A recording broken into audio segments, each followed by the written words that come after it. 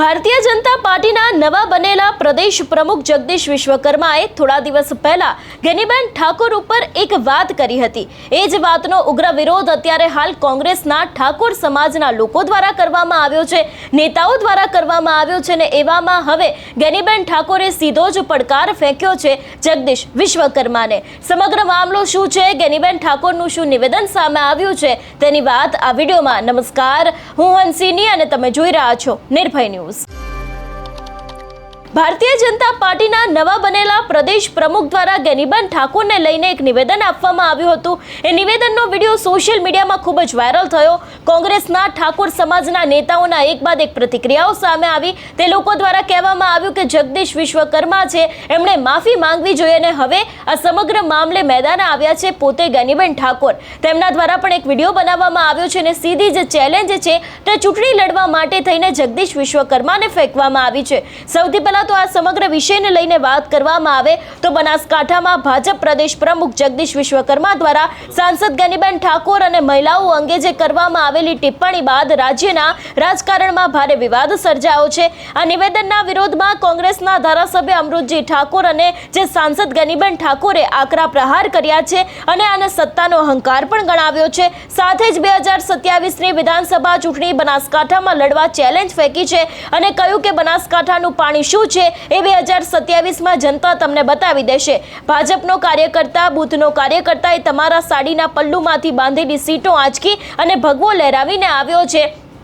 એવી પણ વાત ક્યાંક ને ક્યાંક આ સમગ્ર વિવાદની અંદર જે સામે આવી હતી। એટલે ખાસ કરીને જે રીતે હવે ગેનીબેન ઠાકોરનું અંતે આ સમગ્ર મામલે નિવેદન સામે આવ્યું છે। ગેનીબેન ઠાકોર દ્વારા પણ એક વિડીયો બનાવવામાં આવ્યો છે। જગદીશ વિશ્વકર્માને ખુલ્લી ચેલેન્જ ફેંકવામાં આવી છે, કારણ કે જગદીશ વિશ્વકર્માની જે રીતે આખી ટિપ્પણી સામે આવી હતી ને એ જ વાતનો જવાબ હવે ગેનીબેન ઠાકોરે આપ્યો છે।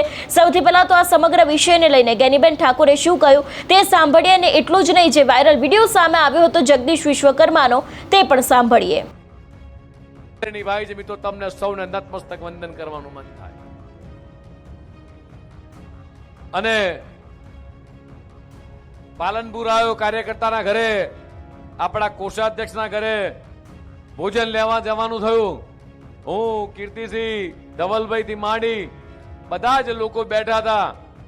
પેલા મગરવાડા દર્શન કર્યા મણિભદ્ર વીરના, ત્યારે વિજય સોમજી મહારાજ પણ હતા। બધા જ લોકો એક જ ચર્ચા હતી। વડગામના કાર્યકર્તા મિત્રો જોડે બેઠો તો ફલજીભાઈ, અને ત્યારે કીર્તિસે કીધું કે સાહેબ, આ વખતે બનાસની જનતાએ, બનાસના કાર્યકર્તાઓએ મન બનાવી લીધું છે, આકાશ પાતાળ એક થાય, પણ આ વખતે ભારતીય જનતા પાર્ટીનો ઝંડો એ બનાસકાંઠામાં ફરકાશે। મારા કાર્યકર્તા જયારે મન બનાવી લે, ગમે તેવું વાવાઝોડું હોય, આંધી તુફાન હોય, એની સામે લડવા માટે તૈયાર આ કાર્યકર્તા છે। જે વખતે 2024માં આપણા રેખાબેન કદાચ એક સીટ આખી 2 વખત 26માંથી 26 સીટો એ 6.5 કરોડ ગુજરાતીઓએ એ દેશના યશસ્વી પ્રધાનમંત્રી માનનીય મોદી સાહેબને આપી હતી। અને કદાચ આ વખતે 2024માં આપણને જે એક સીટનું રંજ હતું એ માત્ર બનાસને નહીં, આખા રાજ્યના તમામ લોકોને રંજ હતું કે સાલી આ 26માંથી 26 આવવાની જગ્યાએ એક સીટ ઓછી આવી છે। એનું રંજ પણ આ વખતે બનાસકાંઠાના તમામ કાર્યકર્તાએ, જનતાએ મિત્રો પરિપૂર્ણ કર્યું અને એવો તમાચો માર્યો છે કે ક્યારેય કોંગ્રેસના 2 નેતાઓ નહીં ભૂલી શકે। આખા રાજ્યની અંદર જ્ઞાતિવાદ ફેલાવવાનું કામ કરતા આ કોંગ્રેસના બંને નેતાઓને આ બનાસકાંઠાની જનતાએ પાણીચું આપવાનું કામ કર્યું છે। માત્ર જ્ઞાતિવાદ, વર્ગ વિગ્રહ, હું આ સમાજનો નેતા, હું આ સમાજનો નેતા, હું બનાસની બેન, અમે તમારી બેન, તમારું સન્માન કરીએ છીએ, તમે અમારી સૌની બેન છો, પણ તમે જે લોકસભાની અંદર જઈ ગુજરાતની તમામ બહેનોનું, બનાસની તમામ બહેનોનું અને દેશની 70 કરોડ મહિલાઓનું તમે જે અપમાન કર્યું છે નારી વંદના અધિનિયમ અંતર્ગત, આ બનાસની બહેનો ક્યારેય નહીં ભૂલે અને એનો કરારો જવાબ આગામી દિવસોની અંદર અમારી માતા બહેનોએ તમને તમારા ગઢમાંથી તમારી સીટો એ તમારા સાડીના પલ્લુમાંથી હાચકી લીધી છે.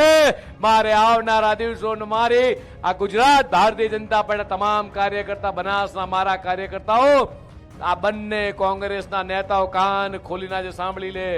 વડગામની અંદર પણ ભવ્યથી ભવ્ય વિજય થયો છે. એ જ રીતે વાવ થરાદની અંદર તમારા પોતાના ગઢમાં એ લોકસભા વખતે તમારી પોતાની વિધાનસભાની અંદર અમારા શશિકાંતભાઈ પ્રભારી હતા, એમણે તમારી સીટની અંદર ગાબડું પાડ્યું હતું. આ વખતે તમારા પોતાની સીટની અંદર આ ભારતીય જનતા પાર્ટીનો કાર્યકર્તા, બૂથનો કાર્યકર્તા એ તમારા સાડીના પલ્લુમાંથી બાંધેલી સીટો વાંચકી અને ભગવો લહેરાઈને આવ્યો છે. નતમસ્તક વંદન કરવાનું મન થાય મિત્રો તમામ કાર્યકર્તાઓને. આમ તો મેં કીધું કે ભાઈ બનાસકાંઠા જ્યારે હું લોકસભાની ચૂંટણી લડતી હતી તો ત્યાંના મતદારો 18 આલમ 36 કોમે. મેં ખાલી વાત કરી કે હું એક મામેરું માગું છું, દીકરી તરીકે, બેન તરીકે, બનાસની બેન તરીકે. અને સમગ્ર બનાસકાંઠાની જનતાએ એ ખોબલે ને ખોબલે વોટ આપીને એક જે સંસ્કૃતિ ને એક પરંપરા હતી એને સાચવી રાખવાનું કામ એ બનાસકાંઠાની જનતાએ 2024માં કર્યું. એ બનાસકાંઠાના પુત્ર, બનાસકાંઠાના દીકરા તરીકે જ્યારે એ વાત કરે છે ત્યારે એ બનાસકાંઠાની જનતાનું એમને અપમાન કર્યું છે. એમને માફી માંગવી જોઈએ.